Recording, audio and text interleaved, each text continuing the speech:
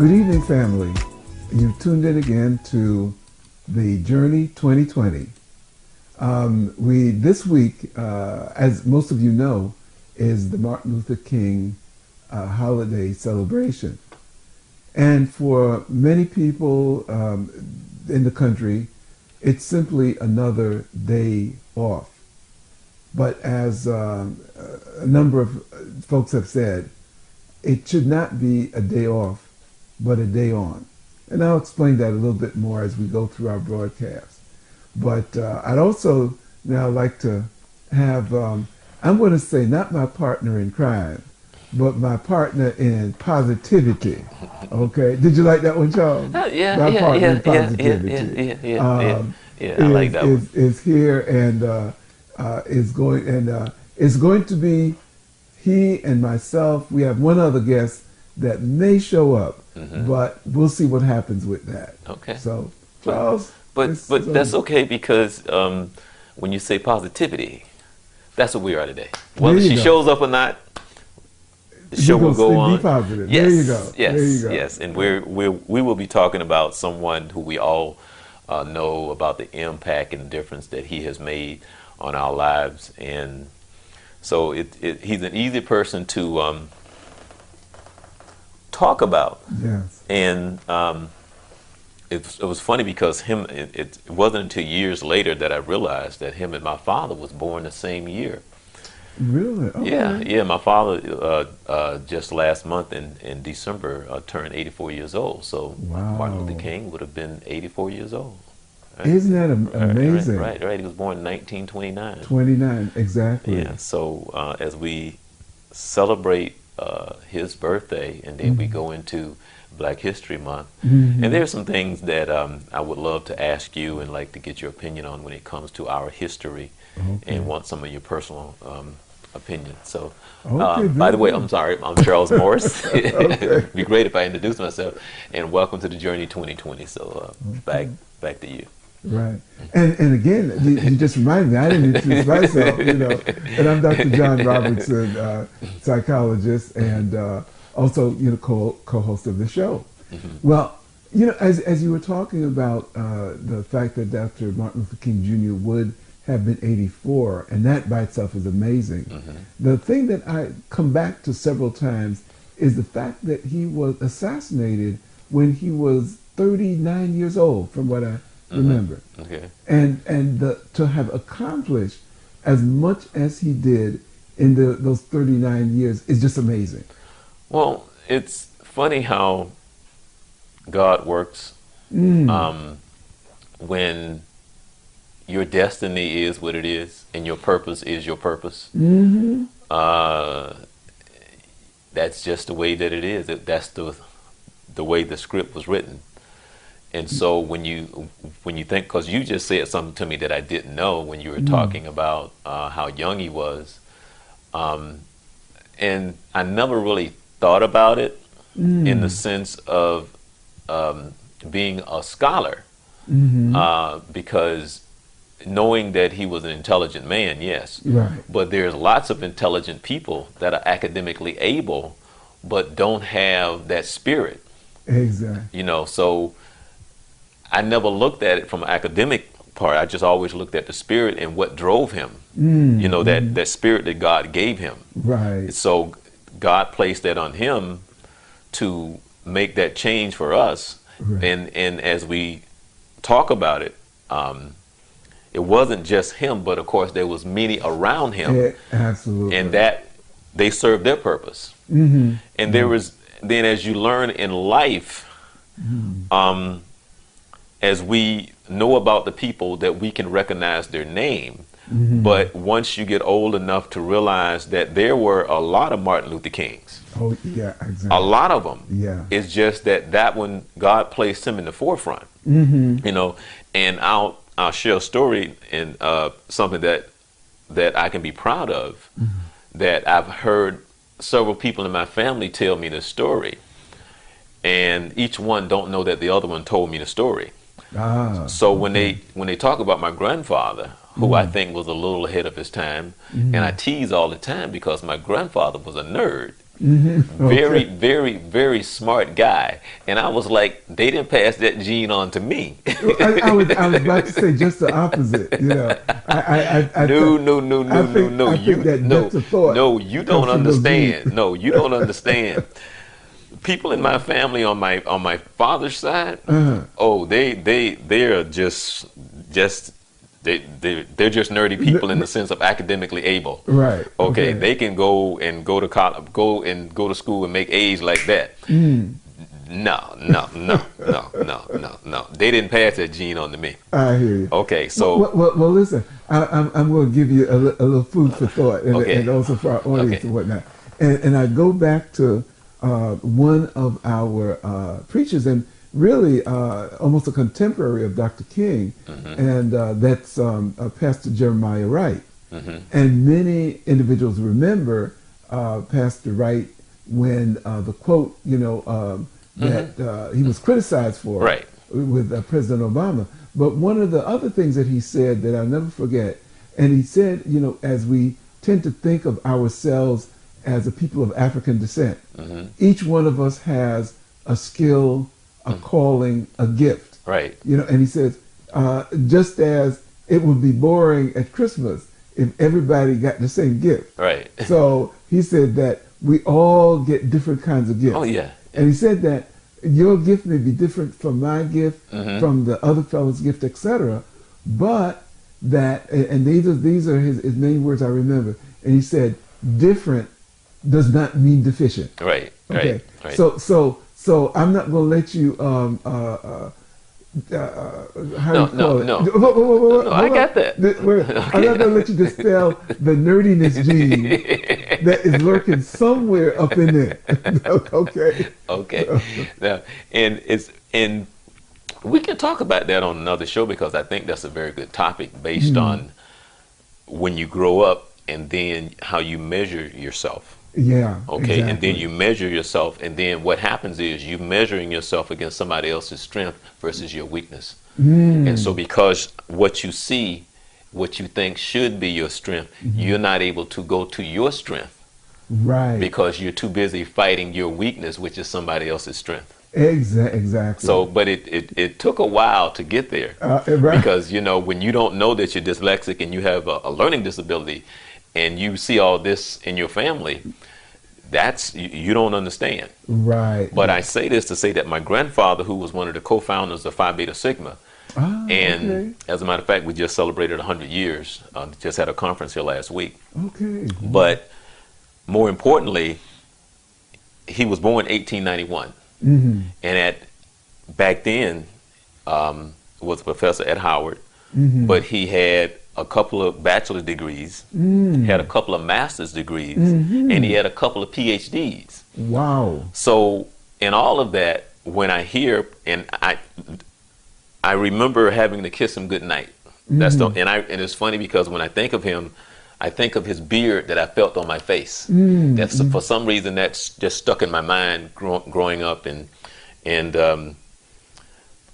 the story that they tell was that, like Rosa Parks, and of course my aunt, his daughter, Charles, let me tell you, he did that Rosie Park thing long before Rosie Park now, Okay. So my father told me the story, my uncle told me the story, and she told me the story, and they all told me at different times that he was riding on the bus and there was some Caucasian white lady who wanted him to get up and move to the back of the bus, and he said, "Excuse me," and it takes them to tell the story, but he didn't get up. Right. And the lady was saying, "Well, you need to get up because I'm tired." And his response was, "That's not my problem." Okay. But the key thing was that when he got off the bus, he went home, I guess being the scholar that he was, and went and wrote a letter to the owner of the bus company. And the bus owner responded back to him. And based on what the bus owner said, he never had a problem from anybody, including the bus driver, after the owner received the bus. I mean, after he received the letter. Letter. Right. And so he Amazing. came home talking about that particular day. and about how this white lady wanted him to move and how ridiculous he thought that was. Okay. And my father said because he was a pastor, so he wore the black and the white collar Oh, okay. all the time. Yes. So my father said that my grandmother, his mother, everybody used to always worried about him because he was so vocal and was speaking his mind. Right. And he was this person of color. And we're talking about like 1920, you know, Right. 1920, you know, back then in those days. Which was, not to interrupt you, but was at the height Right. of a period of tremendous lynching. Right. Yeah. And so Okay. my father was born in 1929. Okay. And so he was saying he can remember as a kid that they would just be so worried about him because he was a very vocal person. And so when we talk about there was probably a lot of Martin Luther Kings, but that was stored upon him to be out in the forefront. Exactly. Right. You know, and Charles, as you're talking about that, it is really interesting. And at another point, you know, I'll tell the story of my father and how he almost got lynched in immigrating from Jamaica to the U.S. But that's another story. Right. What I want to get back to, though, is as you were mentioning your grandfather and there being many Martin Luther Kings, that and Martin Luther King Jr. himself acknowledged that he inherited and stood on the shoulders of giants. The story goes that the preachers in organizing this protest, I believe it may have been in Montgomery, were looking for someone who could represent them, and that various ones were a little anxious about it, and literally it was not so much King emerging as a leader, but that this group of elders chose him to represent and to be the spokesman, you know, for that group. So, and it's interesting because it's a different model of leadership development, where that is very similar to the African model, where you just don't step in and say, well, I'm going to be the leader. That you have to be chosen by a group of elders who look at your various strong points, as you're saying, weak points, and saying, okay, now this person is qualified to lead us. And so from that initial selection, Dr. King grew so that the media looked at it as, well, this young, brash preacher, because when he started, he was in the civil rights era. He was barely 30 or so years old, and a lot of our 30-year-olders now are thinking primarily of hanging out, you know, partying. I would like to make a comment to that. Okay, go ahead. Okay. What I have noticed, good, bad, or indifferent, that 34, 35, 36, whatever, is totally different than when my mom was 32, 33, 34. It's like night and day. It's just when you think of somebody that's in their 30s now, I think it's more like when I was a kid of somebody that was in their early 20s, and that's just my opinion. It's hard to explain, but the mindset and the seriousness of how you looked at my mom and how you remember the adults when they were in their 30s is nothing like you see the adults now that's in their 30s. It's just, to me, it's just different. As a whole, not for everybody, but as a whole, it just seems to be that they're not as mature as they were when my mom was coming up. You know, because I can't, I mean, because I can remember my mom when she was 34 34, 35, 36 years old. And I don't remember my mom being nothing like some of the 35, Oh, 6-year-olds my that I know goodness. now. I can't Yeah. phantom, and I think about it all the time. I try to picture, you try to put the pieces together, the puzzle, and you sit back and you think, and it's not a criticism, it's just an observation, and you think like, wow, it's like they didn't think like that, or they wouldn't respond like that. And you're not trying to put it on them in the sense to say that anything better than one than the other. But when you think about the seriousness of things in which we don't really think about, the overall of understanding the discipline and the demeanor, and when you see something that needs to be corrected, and you don't either take the time to correct it, you don't see that it need to be corrected, or you don't care that it needs to be corrected. And we're just talking about what you see with children and so on and so forth, when there should be something, when you should, because we were corrected. Oh yeah. As they say, I remember those days. And as a matter of fact, we getting off on something different, but it wasn't odd to be corrected by a stranger that didn't know you. Right. Exactly. So, but when and that's what I mean, when they saw you acting out of character of what you should be, something was said to you and you respected that. Exactly. So. Well, one of the things that's not mentioned, Charles, often, as you were mentioning, that sense of discipline, is that from a young boy, Dr. King, was very disciplined. He was also, from what I understand, very mischievous. so he wasn't, and I like that he wasn't an angel. Well, see, but isn't it funny how it just blows to me? It's just like we're intelligent, but we're not so intelligent, because it's like we can't be human beings. Yeah. For some odd reason, we can't be human beings taking a journey to learn what we need to learn, and that we can't have faults. Because you in this position, then all of a sudden you have to be this, and this, but you can't be that. Yeah. Which is what I've learned, and not to get into this, whether it's Martin Luther King, whether or not it's Bill Cosby, or whether or not it's Jesse Jackson, who did all of them did what they did outside their marriage, and you just look at them and be like, okay, and not that it's okay. That's not what I'm saying. Right. But once you learn that whether or not it's a priest, a pastor, or whoever, he's just a man. Right, That's it. exactly. He's just a man. Exactly. And you're just a woman, and we're full of faults, and we all fall, and we have our weak moments, we have whatever. We're just human beings. And so if you can't say something to understand how to encourage and to uplift them versus pointing the finger trying to find fault, then how real are you? Because you're not being realistic about us and our nature and who we are and how God made us. Right, exactly. So you got to touch it with reality.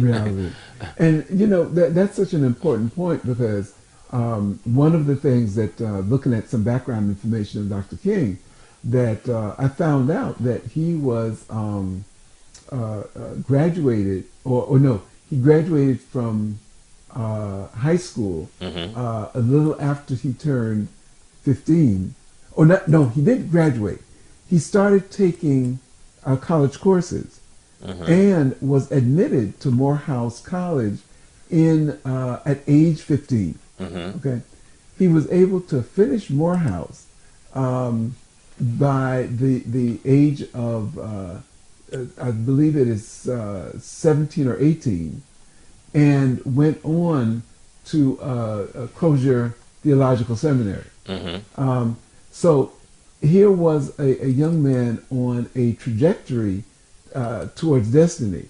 Probably had no clue that he was going to be this world famous person, but had some goals, had some sense of direction, had a sense that he wasn't going to just settle for mediocrity.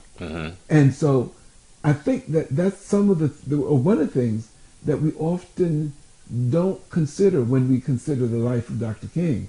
That again, he didn't just spring out of somebody's head full grown and ready to say that I have a dream speech. That there was a whole developmental phase that he went through. But he had to. That is what had to happen. Mm-hmm. There was a journey that took him to a place that taught him to understand, for him to see the world the way that he did, Yes. for him to understand what needed to be done. Right. You know, so there were steps taken. There was something that was pulled from this tree. There was something that was pulled. In order for that to happen, he had to live his life. He had to make mistakes. He had to do this. He had to do just like everybody else. And you understand that God chose him to put him in that place to do the things that he did in order for us to sit here and have this conversation about him. But I say once again, for some odd reason, just because you're president of the United States, then therefore you can't, I'm saying you should, therefore you just can't be a human being. You know, just because you're here, you can't be a human being. Right. You know, and you know, I don't know, it's just mind-boggling to me. I learned a long time ago. I guess I learned it from my mom, because every time I tell a story about my mom thought I was guilty of everything underneath the planet. And I'm serious. I was guilty until proven innocent. Right. And there was a lot of times it wasn't me, but you couldn't tell her that. Right. And her favorite thing was Charles. I was a child once. I was young once, and there was a little kid. I used to say, boy, you must have been a real bad kid. Because, I mean, you was guilty first until you was proven otherwise. Right. And so that was her thing. She wasn't putting nothing past you, period. You can't tell me my child won't do that. You can't come and tell me my children will not. And that's how she looked at it. You know, so it wasn't like because you know how some people go, well, you know that can't be my child. Exactly. No. You know, and you know, and coming back to that parental guidance with Dr. King, and he said that in a number of his writings, and that his father, Martin Luther King Sr., was a tremendous influence in his life. That his father, and we know that Dr. King's family would have been called middle class or middle income, you know, and that the Daddy King, you know, as he was called, was looked at as an icon in the Atlanta church community. But I say that to say that his parents also realized his potential early on and pushed and nurtured that potential. And I would say to you, as you were saying that there are many Martin Luther Kings out there. Right. Think about how many smart young people there are that have potential. Right.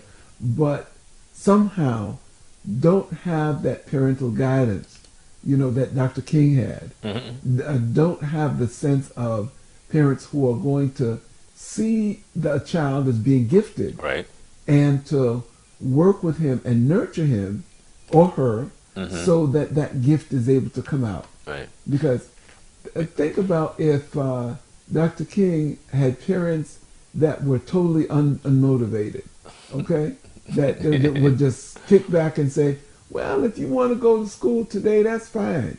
Or, okay, yeah, you go ahead and you can spend this money that came your Christmas money, and you can buy the newest version of sneakers, right, you know, or basketball shoes, etc. Right. But that parental influence was super important, and again, we often don't look at the shoulders of the giants in which we stand. So yeah, and the thing is that that's another thing in which you try to help people to understand. And that is this here, you know, once something is yours and God says that it's yours, same as when Oprah was born, that was hers. Right. Okay. Yes. And can't nobody take it away from her unless God says, I'm going to take this from you. And so when people don't understand what that means, you know, that was the day he was born. Right. And so that was his journey, that was his purpose. Exactly. And so when, you know, like I was saying earlier, that he had to take these steps and he pulled from here, he pulled from there. God placed his parents to put that in his parents to do this, to that. And all of it worked out to the sense that we're sitting here having this conversation and the impact that he had on the world. Yeah. you know. And so once again, for some odd reason, for whatever reason, when you want to talk about Martin Luther King, not many, but some would just try and go and find fault, just just Yeah, because he's Martin yeah, Luther King, just try to exactly. prove that well, okay, so who doesn't know that he wasn't perfect? He was just a man, Right, and exactly. he fulfilled his purpose, you know. You know, it's interesting as you take a look at our society, American society. We have the situation that's actually current of what is it? The French Prime Minister Hmm. who was not married, Right, you know, who had as his first lady his girlfriend. right, Okay, and now come to find out that there was another girlfriend, or it is another girlfriend, right. and that the wife is not the wife, the girlfriend, the first lady was shocked to the point where she was hospitalized with depression. Now, yeah, Okay. Charles, can you imagine that happening in these United States?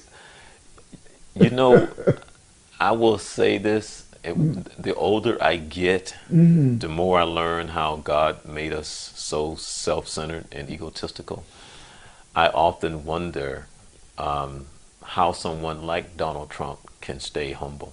Mm. Somebody who has the means and the resources um, to do and go and whatever they want. Mm-hmm. You know, because we got some people who don't have nothing and just as egotistical as they want to be. Right, exactly, exactly. So I can only imagine Right. if they had money. Money. Then when you Listen, really get to see who they are. well, see, they be Donald Trump.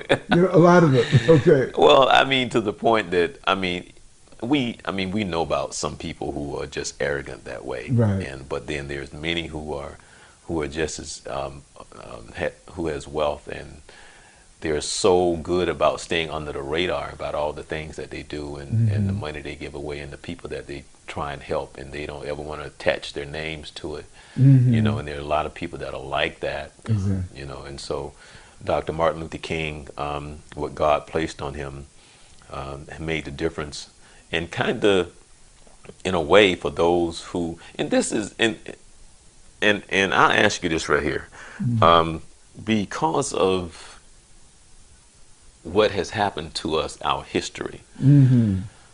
Uh, you know, there's a saying that you can be anything on this earth but a person of color. Mm. Okay, Mm. now Yeah. You and I understand what that Oh means, yeah. Oh yeah.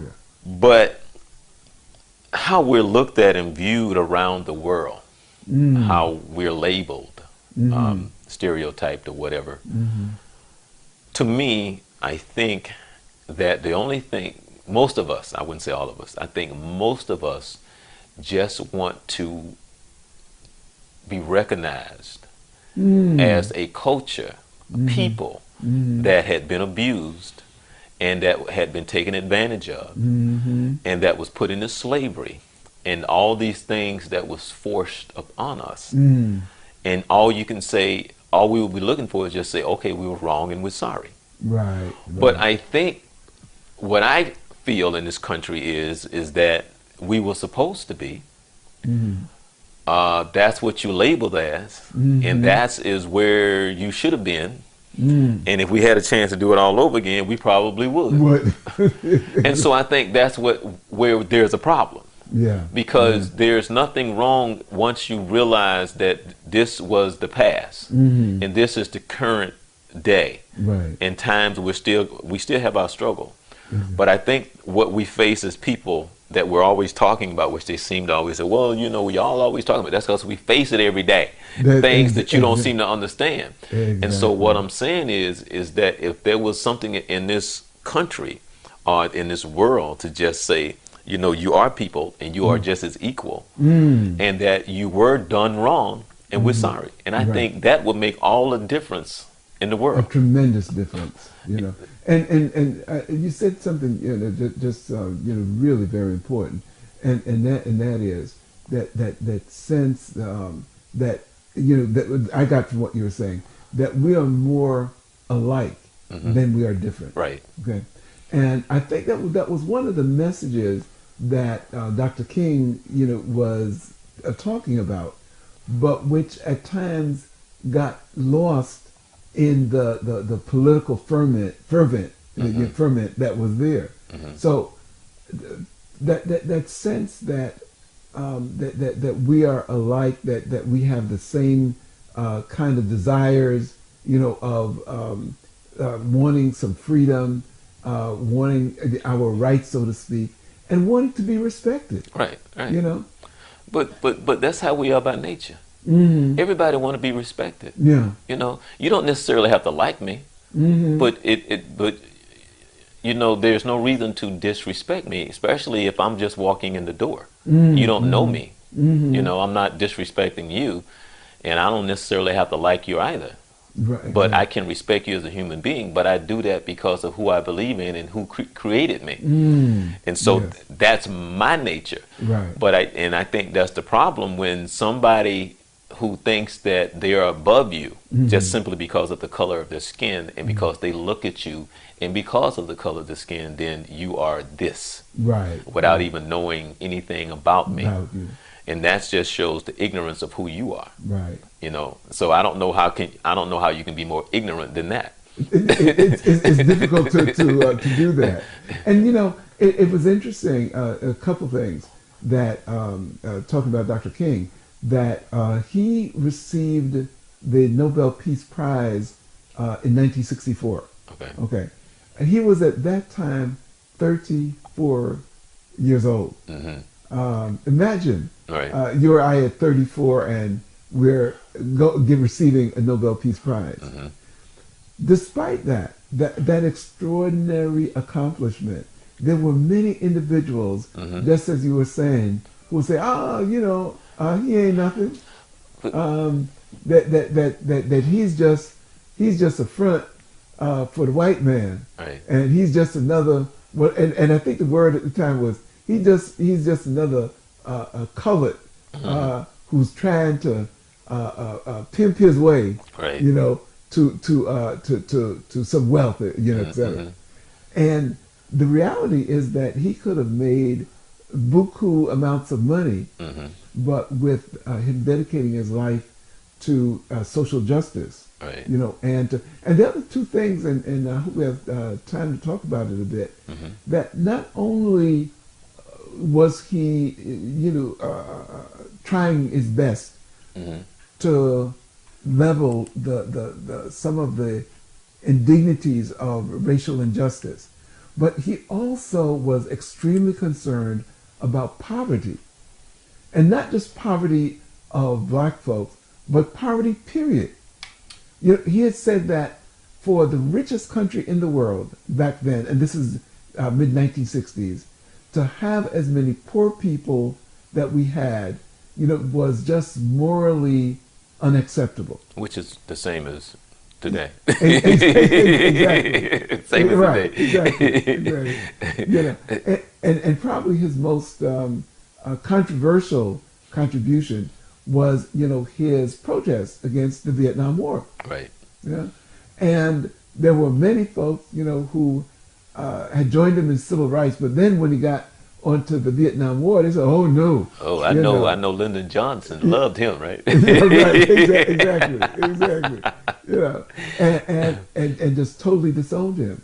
But this was a man who stood up for something, Right. because as the word it said, if you don't stand up for something, Then you'll fall for anything. you fall for anything. Right.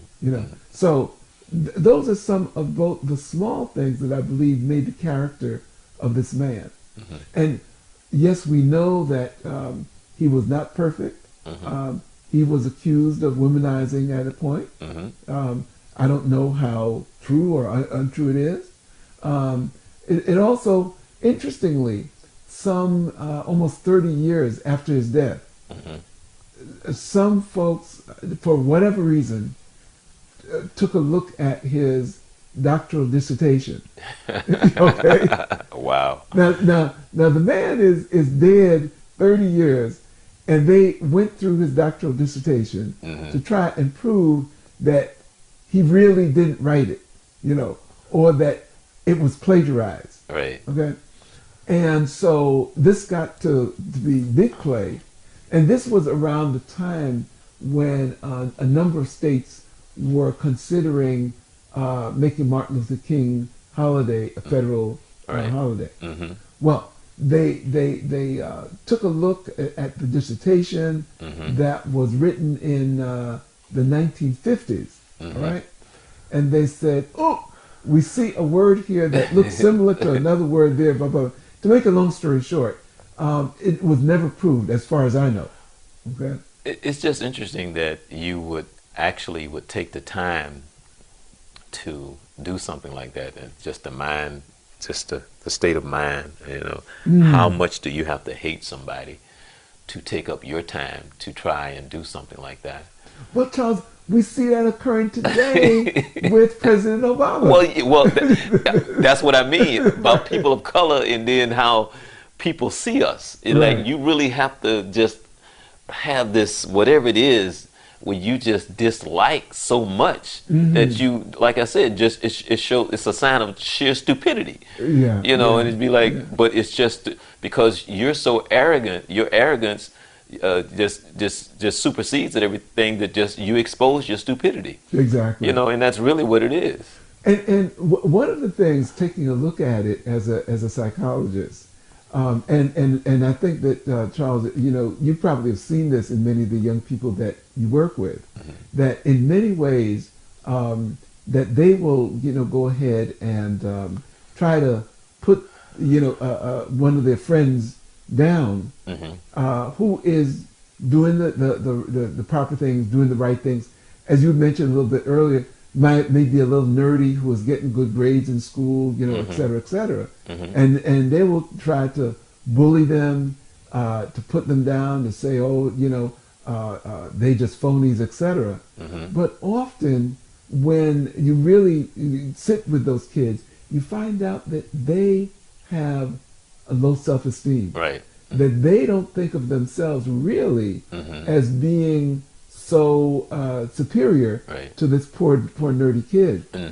And I would say that we could generalize some of that out, so that I think, you know, instead of the many of the folks who are trying to attack, let's say back in the day, attacking King, and also now attacking President Obama, I'm looking at it not so much as, and there's arrogance there, yes, but behind it, I do believe is a sense of not being good enough.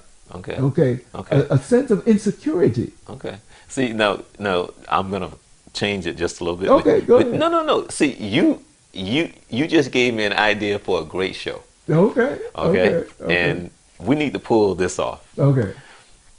I think we should do a show that we need some sisters. We need some sisters that date white men.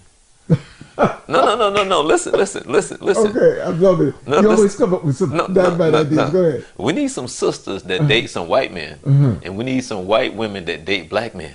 Okay, then we need to have them sit and say, what's the myth? What is it that they say about, you know, when the black men, I mean the black women who date the right. You ask the black woman, what is it that they see in the men as far as their insecurities, and then you ask the white women the same thing. What do they see in their insecurities, and how they see each other? How does the black man see the white man, and how does the white man see the black man? And now, if there's anybody that could tell that story, it would be the woman. Yes. Okay. Yeah. Now they could tell that story. Okay. And expose the truth and our, you know, what our shortcomings and how we see ourselves and how we see other people. Now they are the ones that can truly tell that story. That story, right? you know. Yeah, because yeah. Yeah, let's make that happen. I like that. I really do. I think we can do a bang up job of that. Right. You know. Right. And really, as you said, tell the truth about, you know, what's going on. You know? Right. As a matter of fact, you know, we have some folks watching us now, and I would love to see if they would either tweet or email or whatever in, and ask them if they would, you know, want us to do a show something like that. Oh yeah. and see what their thoughts are. Or we may have some viewers that may come up with some innovative ideas themselves, Hey, about what they'd like to see. but I would. Oh, I mean, because over the years, seriously, over the years, I've heard women talk about that, and they would say you would be surprised the insecurity of certain people. You know, I've heard over the years, over different, and I'm talking about when I lived in New York. I'm talking about when I was up in Boston. Different women, when I lived in Jacksonville, when I lived here, whatever, or just in conversation in general. Right. And I've heard what women have to say, and it's just like, and the first time I heard it years ago, because you don't think that way, and you'd be like, wow, okay, okay. Yeah. But yeah, I think that would be a very enlightening show. It is. And, again, coming back to, our theme of Dr. King, isn't it interesting? Here it is, a man of the 50s who had the concept of there being an equal a society. A society, as he said, where little black boys and little white boys, little black girls and little white girls, could all have an equal opportunity. Right. Now, we still, in this day and age, 2014, that has just been minted. We're in the middle of the month, right? In the 21st century, and we still are dealing with some of these same elemental problems around inequality. One of the things that I wanted to touch on, and many of our viewers may be aware of this, but I want to emphasize it again, that when Dr. King was assassinated, he was advocating for garbage men in Memphis, Tennessee, and that he was advocating because they were being paid at a lower wage than their white counterparts. And isn't it interesting? I can't imagine that, but go ahead. Okay. that the aspect of the wage inequality is still with us. All right. Oh yeah, yeah. And now we're arguing in Congress this big debate about should we raise the minimum wage from 7 something to $9 or $10, etc. And the people who are most affected by this are the people who are at the bottom of the social the social pyramid. So those struggles that Dr. King perceived as critical to the well-being of this country, right, that not only do we still have them, but we're still struggling. How do we manage to solve them? And when you look at some of the solutions that he was advocating back then are similar to the solutions that we're looking at today. Okay, I would like for you to put your thinking cap on in your imagination. Uh-oh. Okay. All right. All right. Okay. Imagine you fast forward to 2014. Still struggling like we were back in the 50s and 60s. Right. Now it's 2014. You're Dr. Martin Luther King. You're playing that role. Can you imagine trying to put and organize us together with the mindsets that we have now to make that happen? I can't imagine it. I honestly think that it would take Christ to come down here himself and say, y'all need to listen. Dr. Robinson, I'm here to tell you, let me tell you right now, y'all need to listen, okay? I'm here, I'm not going to be here that long for y'all to see me, but I just came to tell you need to listen to him. Okay? Right. I think that's what it would probably have to take. But Charles, what would happen? Let me tell you what would happen. And this would be a wonderful thing to play out. Right. Before he would finish speaking, Fox News would be on and saying, well, this really isn't Jesus Christ, and that he really wasn't born in Nazareth, like the story's been told all these years, that he comes from Hoboken, you know. It would probably be led by Bill O'Reilly. Go ahead. Right, exactly, you know, and it would be saying that, and he is preaching socialism, okay, talking about that there should be some equality, you know, in our society, and also, you know, that he would have a radical agenda because he had the nerve to actually let a woman with issue touch his robe. Now, what kind of a Messiah, what kind of a savior is that? Yeah. So I could just see it, you know, on Fox News. The other thing that would happen is that Congress would be having a debate, okay, Right. as to that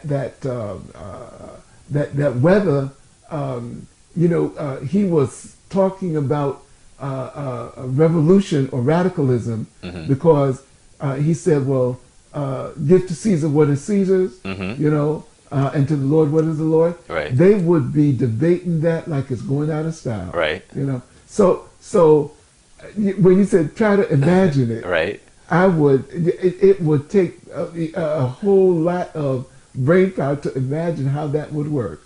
Wow. You know, Yeah. that's it. But when you think of Dr. Martin Luther King now and what he had to go through and everything, and we know our history,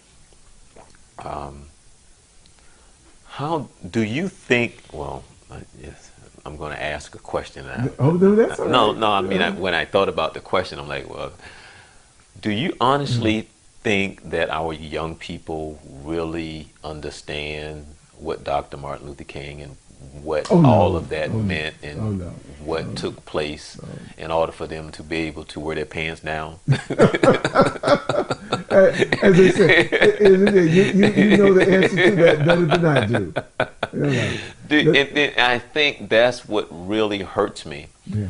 because when I try to talk to them to say that the sacrifices that was made, the lynching, the burning, the shooting, just all the people who have died for you to wake up and not truly love yourself enough to understand the potential that you have. Whether or not I have failed you, or whether or not someone else has failed you, to just to say that, look, you are great beyond measure, and you need to understand that. And I don't know if anybody has ever told you that, but you need to know that. Exactly. And that I don't know what it's going to take in order for you to understand that. But when you see the young men and the young ladies now and not truly understanding any part of that, it's just really sad that all the people that you and I both know, the millions, so many, countless, who have sacrificed for the fact that you wake up and you just see yourself as however you see yourself. Exactly. And I don't know if I failed them or whoever, but it just hurts my heart, because you only get one shot. Yeah. You get one shot, and it's in them, but somewhere down the line, something has failed them. Yeah. And for them to really understand that you're great beyond measure. Yeah. Yeah. And I think that it is still, and sometimes people get really upset when I say it is my generation, your generation, that did not do the job that we should have done. Well, it's true. Yeah. But it's true. But that's the problem. Yeah. Because when I say whether or not I failed, and I'm being serious, how else did it get this way? Yeah. Exactly. How else? Right. So Right. until you stop being afraid, and it's just, I don't know, it's just so frustrating, Exactly. One of the things while you were talking, and today I was looking at some of Dr. King's writings, and there's a little, but I don't even remember where I picked it up, but it's called The Triumph of Conscience. And it talks about, it tries to give a view of Dr. King outside of the usual things that we know about him. And the little back of the book says that he committed himself to battle all facets of the enemy, as he called it, racism, poverty, and war. And that, in this, his final statement, the issues remain vital. He said the impasse on race relations. Now this is in the 60s, okay? The neglect of inner cities. We're still seeing that.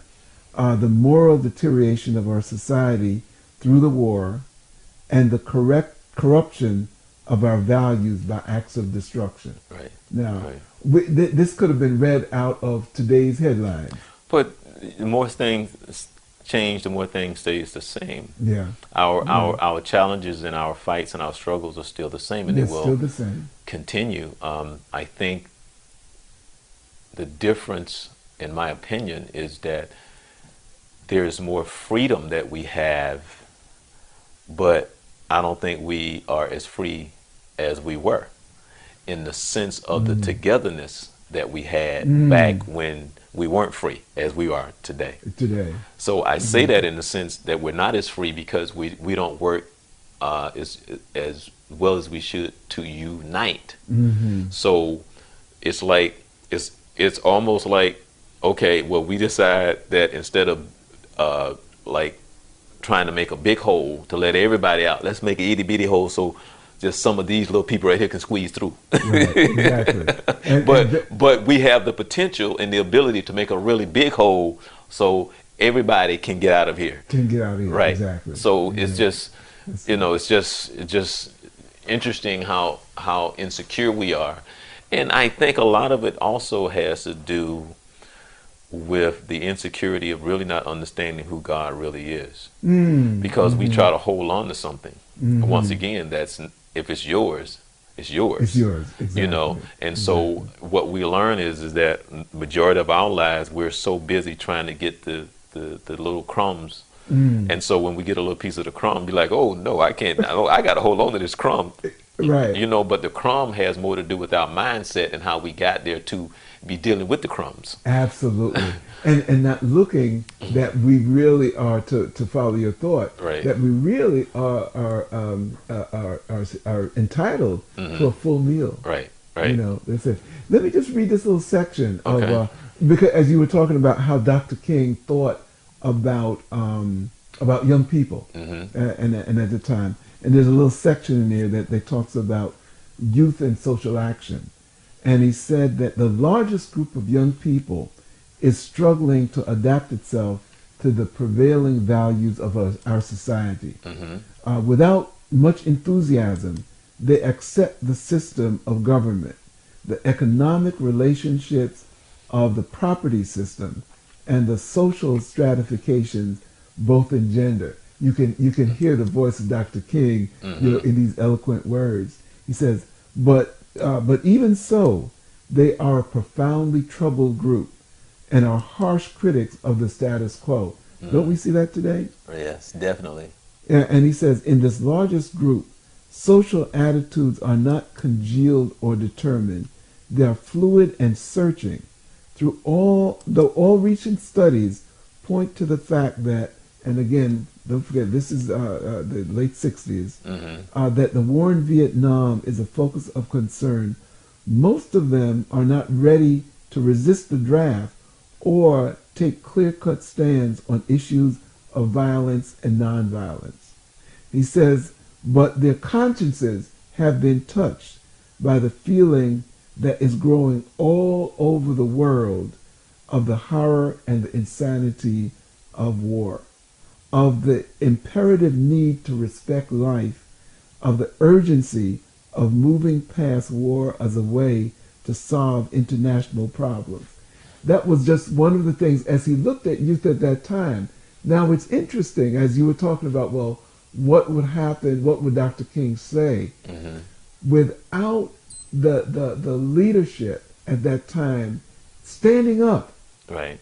and being able to guide those young minds that Dr. King talks about Hmm. into a positive mindset, we have what we have today. You know, often young people who, as you say, Charles, don't know who they are and don't know whose they are. Yeah, and it's sad when you don't know your history. Yes, You don't know from which you come. exactly. So they don't know.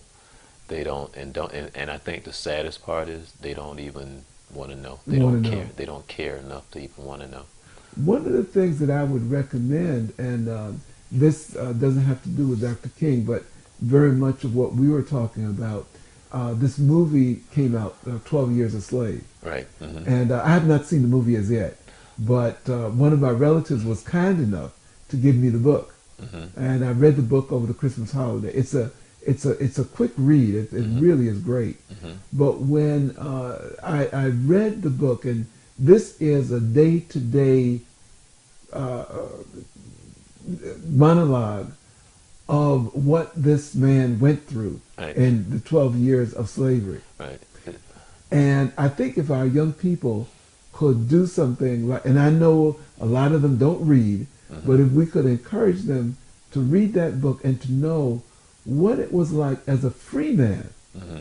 to be snatched out of your comfortable home, wife, kids, etc., taken to a place wanting to get back home for 12 years and being afraid of even thinking.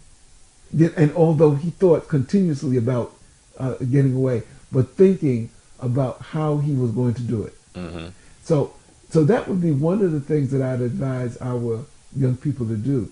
The other thing too is that many of them will read a quick, a Wikipedia about Dr. King, Hmm. and that's all they know.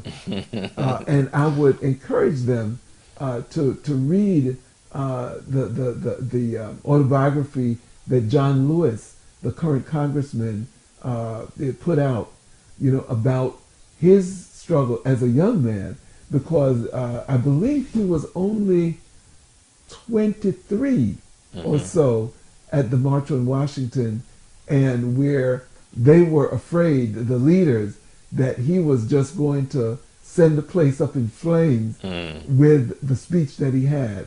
Right. But this is someone who fought the good fight, who is still fighting the good fight in our legislature, and as a young man, sacrificed literally his life and limb to do that. Our young people need to know that. Right. Yeah. Yeah, I'm not good at watching movies like 12 Years a Slave. I'm not good at watching. I've seen Roots once. Okay. It's difficult for me to watch even at this age. Oh yeah. Oh yeah. For the main reason that I just don't want to say, because it's hard for me to deal with the mindset of, I guess, the reality of life. Yes. So I'll just kind of. And actually, I have the movie. I actually have the movie. Oh, And I okay. just haven't watched it yet, but I'm going to. Okay. Okay. Well, after you watch it, I'll actually borrow it. Except, that's it. Yeah. But the book is really great. Okay. Also, I'd encourage either one or both. Okay. Well, we actually have 1 minute left. Okay, I got a last quote from Dr. King. Okay. I think would be Okay. great, and this is his thought. He said, one day, somebody should remind us that even though there may be political and ideological differences between us, the Vietnamese are our brothers. Said the Russians are our brothers. The Chinese are our brothers. And one day we've got to sit down together at the table of brotherhood. But in Christ, there is neither Jew or Gentile. In Christ, there is neither male or female. In Christ, there is neither communist nor capitalist. In Christ, there is somehow neither bound nor free. We are all one in Jesus Christ. And when we truly believe in the sacredness of human personality, we won't exploit people. We won't trample over people with the iron feet of oppression. We won't kill anybody.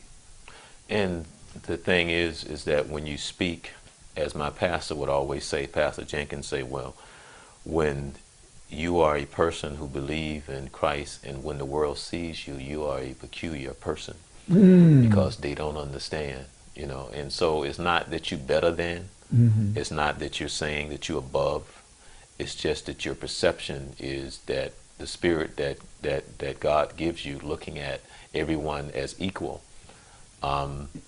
This is something that I say, and I say it all the time. I pray every day that God gives me the ability to be able to wash a stranger's feet, whether or not he's homeless or whatever, that I can die daily to understand that I need to humble myself. Even in challenging times, I pray that I always have the spirit that I can wash a homeless man's feet to help him.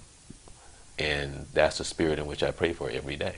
Now, sometimes I'm there, sometimes I'm not. But that's life. But human being. Right, exactly. Okay, exactly. so I'll just let you go ahead and close this out. And that just, we will talk about Black AIDS Day next time. Okay, yeah. We'll definitely do that. Yeah, okay. So tune in next week. And in honor of Dr. Martin Luther King Jr., whose birthday is the 15th of January, and who we will be celebrating on Monday, I would say two things in ending our broadcast. Again, the day is not a day off, but a day on.